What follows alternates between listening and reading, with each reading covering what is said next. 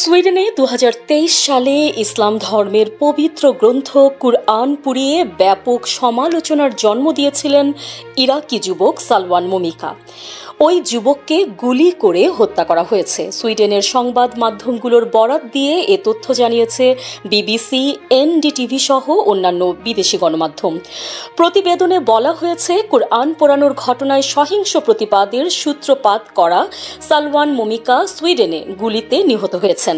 স্থানীয় সময় বুধবার ২৯ জানুয়ারি সন্ধ্যায় ৩৮ বছর বয়সী এই যুবককে সুইডেনের স্টকহোমের সোদরতেলিয়ে এলাকার একটি অ্যাপার্টমেন্টে নিহত হন।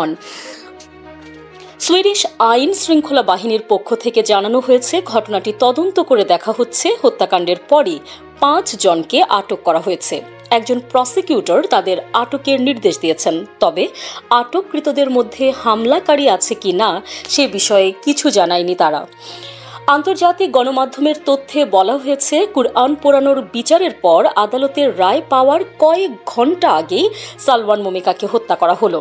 জানা গেছে, স্টকহোমের একটি আদালত স্থানীয় সময় বৃহস্পতিবার ৩০ জানুয়ারি জাতিগত বা জাতীয় গোষ্ঠীর বিরুদ্ধে আন্দোলনের অপরাধে ফৌজদারি বিচারে মমিকা এবং আরেক ব্যক্তিকে সাজা দেওয়ার কথা ছিল। সর্বশেষ খবরে জানা গেছে, রায়ের ঘোষণা স্থগিত করা হয়েছে। প্রসঙ্গত ২০২৩ সালে স্টকহোম কেন্দ্রীয় মসজিদের সামনে কুরআন শরীফের একটি কপি আগুনে পুড়িয়ে দেওয়ার পর সহিংস বিক্ষোভ ছড়িয়ে পড়ে। সে ঘটনার আঁচ পড়ে মধ্যপ্রাচ্যেও। এরই সূত্র ধরে ইরাকে সুইডিশ দূতাবাসে হামলার ঘটনাও ঘটে। এ নিয়ে সুইডেনে ব্যাপক প্রতিবাদ শুরু হয়, এমনকি সুইডেন থেকে মমিকাকে বহিষ্কারের খবরও ছড়িয়েছিল। এর সূত্র ধরে ডেনমার্ক আইন করে কোরআন সহ ধর্মীয় গ্রন্থ পোড়ানোকে শাস্তিযোগ্য অপরাধ হিসেবে ঘোষণা দেয়। নিউজ ডেস্ক, সংযুক্ত।